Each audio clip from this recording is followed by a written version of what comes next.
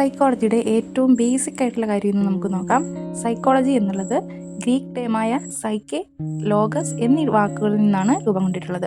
സൈക്കെ എന്ന് പറഞ്ഞാൽ ആത്മാവാണ് അർത്ഥം. ലോഗസ് എന്ന് പറഞ്ഞാൽ സ്റ്റഡി അല്ലെങ്കിൽ സയൻസ് എന്നാണ് അർത്ഥം.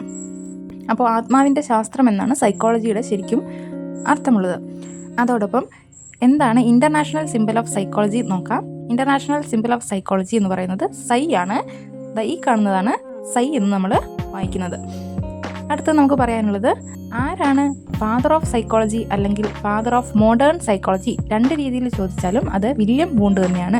ഫാദർ ഓഫ് സൈക്കോളജി എന്ന് പറയുന്നതും ഫാദർ ഓഫ് മോഡേൺ സൈക്കോളജി എന്ന് പറയുന്നതും വില്യം വൂണ്ട് തന്നെയാണ്. എന്തുകൊണ്ടാണ് അദ്ദേഹത്തെ ഫാദർ ഓഫ് സൈക്കോളജി എന്ന് വിളിക്കുന്നത് എന്ന് ചോദിച്ചാൽ, അദ്ദേഹമാണ് ആദ്യത്തെ സൈക്കോളജിക്കൽ ലാബ് ലൈപ്സിംഗ് യൂണിവേഴ്സിറ്റിയിൽ 1879 ലൈപ്സിംഗ് യൂണിവേഴ്സിറ്റിയിൽ ആദ്യത്തെ സൈക്കോളജിക്കൽ ലാബ് നിർമ്മിച്ചത് വില്യം വൂണ്ടാണ്. അതുകൊണ്ട് അദ്ദേഹത്തെ ഫാദർ ഓഫ് സൈക്കോളജി അല്ലെങ്കിൽ ഫാദർ ഓഫ് മോഡേൺ സൈക്കോളജി എന്നറിയപ്പെടുന്നു. ഇത്തരത്തിലുള്ള കൂടുതൽ വീഡിയോകൾക്കായി ചാനൽ സബ്സ്ക്രൈബ് ചെയ്യുക.